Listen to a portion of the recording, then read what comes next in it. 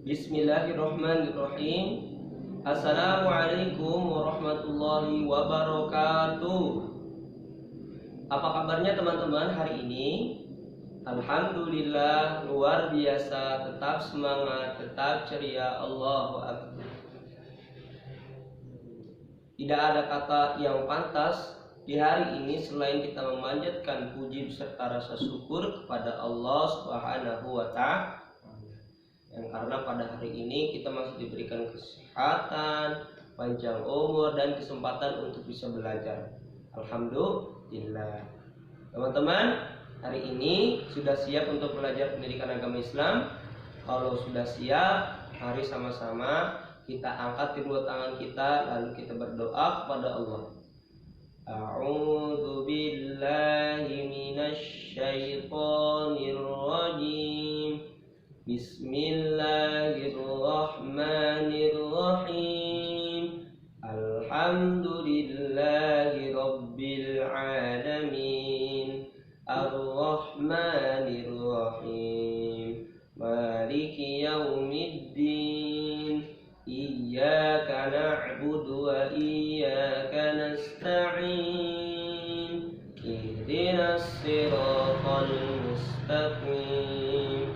Siratal ladzina an'amta 'alaihim ghairil maghdubi 'alaihim waladdallin. Amin. Bismillahirrahmanirrahim.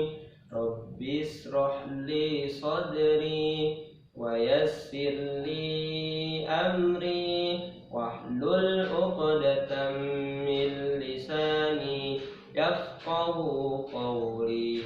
Rabbi zidni 'ilman warzuqni fahman birahmatika ya arhamar rahimin. Amin. Alhamdulillahirabbil alamin. Teman-teman, hari ini sudah kita awali dengan berdoa pada Allah Subhanahu wa Ta'ala. Mudah-mudahan berdoanya kita hari ini agar Allah Subhanahu wa Ta'ala mudahkan dalam belajarnya kita. Amin ya rabbal alamin. Nah, teman-teman sekalian, hari ini ada yang akan kita pelajari begitu amat seru. Siapa yang senang mendengarkan orang-orang yang baik? Angkat tangannya. Hebat. Siapa yang sering menyukai ketika dikisahkan oleh Pasafan atau guru lainnya tentang kisah-kisah para nabi? Angkat tangannya. Ih, hebat ya. Aku suka nih kalian semangat-semangat. Hari ini teman-teman ya, aku akan mengisahkan tentang seorang nabi utusan Allah. Ya, beliau adalah Nabi Idris alaihi salam. Nah, kita berkenalan yuk teman-teman dengan kekasihnya Allah ini. Nabi Idris adalah keturunan keenam daripada Nabi Adam alaihi salam. Beliau diangkat oleh Allah Subhanahu wa Ta'ala menjadi seorang nabi, dan beliau ditugaskan untuk menyegarkan pikiran-pikiran manusia di dunia yang lupa dengan Tuhannya yang telah menciptakannya. Nah, Nabi Idris bertinggal atau bertempat di Munaf, Mesir, tanpa ada seorang pun yang tahu kota kelahirannya. Nabi Idris dinilai oleh Allah memiliki banyak keistimewaan. Di antaranya beliau pandai menjahit pakaian walaupun hanya dengan menggunakan kulit binatang. Wah, keren bukan? Luar biasa ya. Setiap ada waktu senggang beliau selalu menyempatkan untuk menjahit.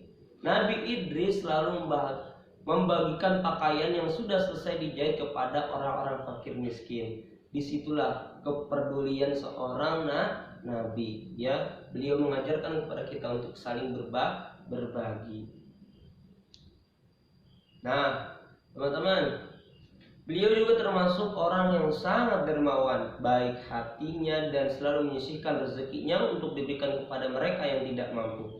Selain itu, Nabi Idris juga dikenal dengan kegagahan dan keberaniannya. Karena sifat itu, Allah Subhanahu wa Ta'ala memberikan gelar kepada beliau As-Sadul Us'ud, atau singa dari segala singa. Namun keberaniannya tidak sembarangan dipergunakan, teman-teman. Gak kayak kita ya, ketika kita mempunyai otot yang besar ya dan lain sebagainya, kita pergunakan untuk membuat diri kita hebat di mata orang lain. Tapi beda dengan beliau. Beliau menggunakan keberaniannya hanya untuk memerangi orang-orang yang tidak taat kepada Allah Subhanahu wa taala.